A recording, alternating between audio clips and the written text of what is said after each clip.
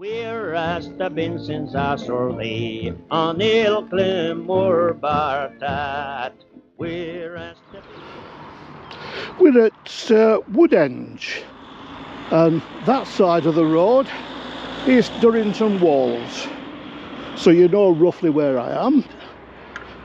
Normally when I come to Woodhenge it's raining or snowing, but this time I thought, well, as I'm passing and it's dry, I'll call in.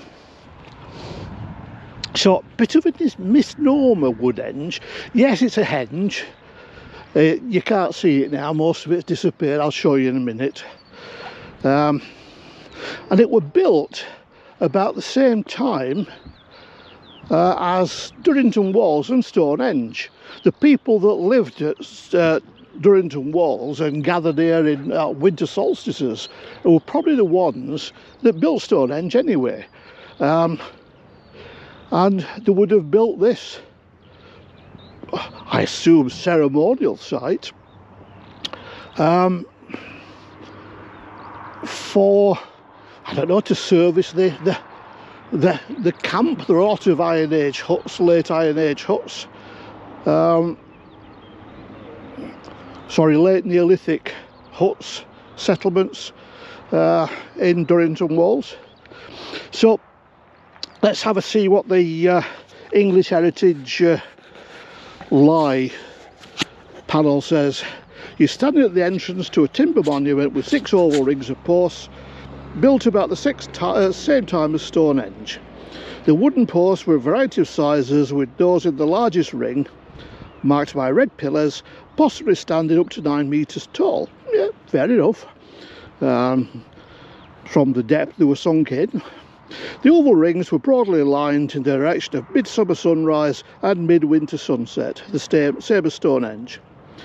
You may not be able to make out a low ditch and bank to your left and right. That's the remains of the henge. And 2 standing stones, probably saracens, were probably added to the monument. We don't know how it was used, but people placed many objects, animal bones, among the posts. There are actually 2 burials here, or there were 2 burials. One were found in the ditch, in the henge ditch, and the other one is a young child, about a 3-year-old child, were buried right in the centre of the, oh, it says there, centre of the henge, marked by a flint cairn. And it was the famous Cunninghams that excavated it. Moor and Benjamin Cunnington excavated the site, uncovering the post holes. They also did the same somewhere where we'll probably go later on, which is the sanctuary near West Kennett. Very, very similar layout, concentric rings of posts.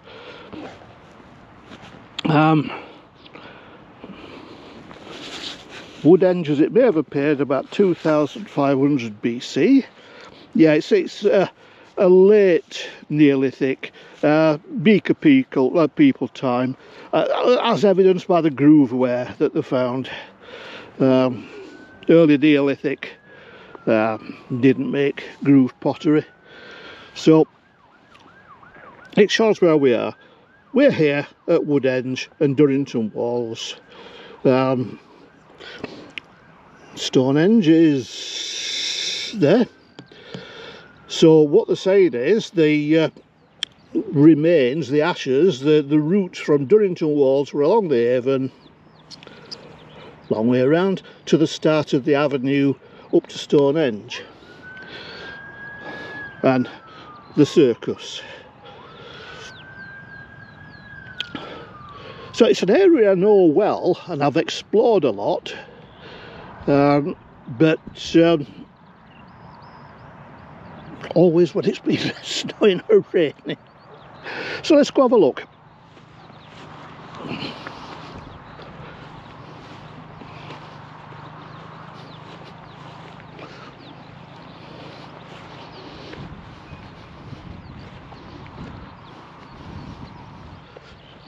Don't know whether you can see it, but there's a vague ditch running round. Yeah. I'll show you in a bit more detail. Yeah, it's been largely ploughed out, the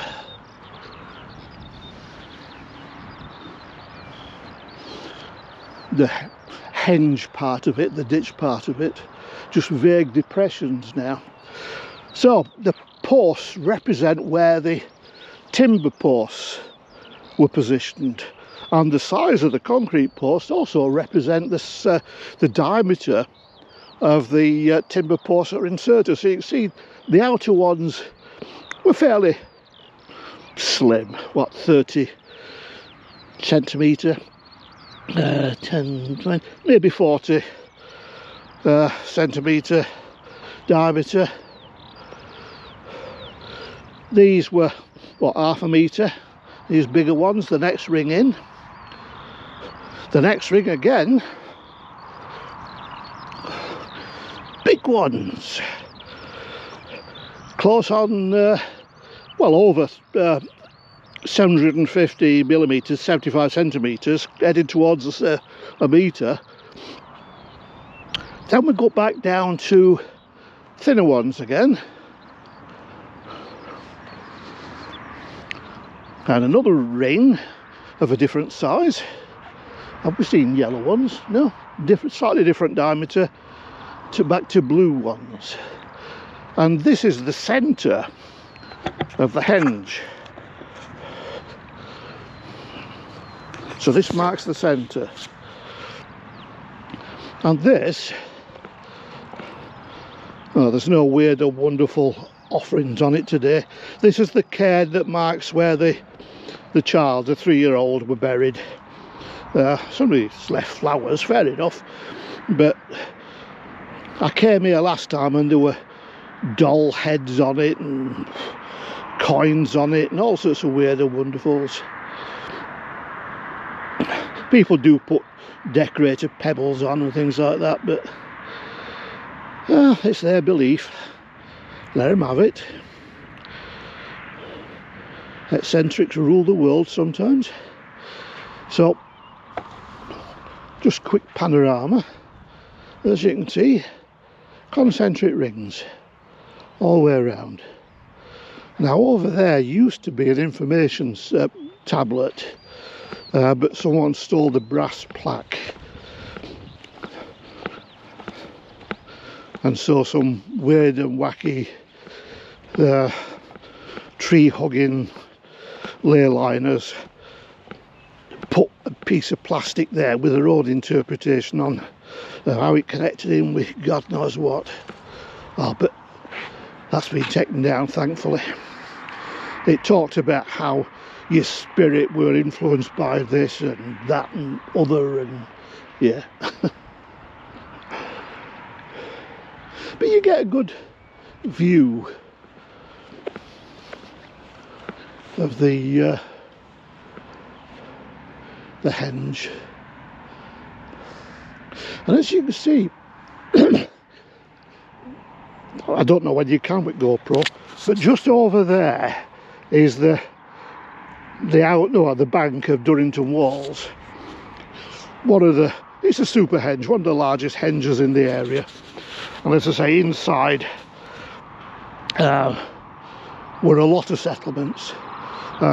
I think it was Mike Parker Pearson, I'm not sure, who did excavations here and came up with a theory that I think he was the one that discovered the avenue down to the river and then back up from the river to Stonehenge.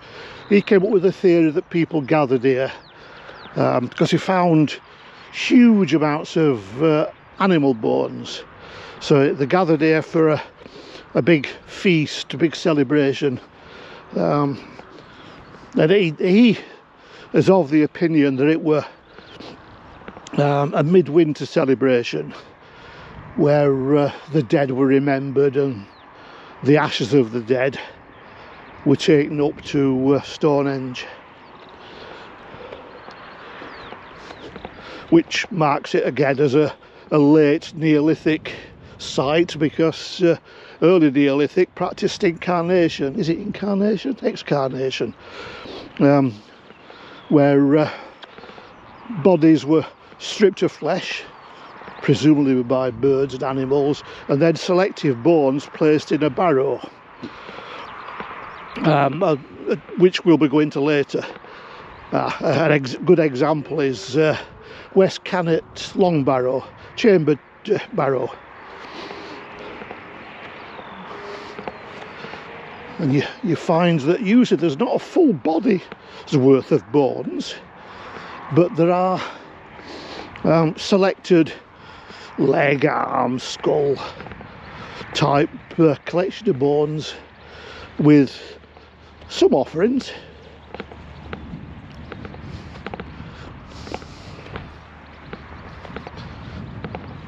Well, I've actually gone round Woodhenge and I'm dry and not turning blue.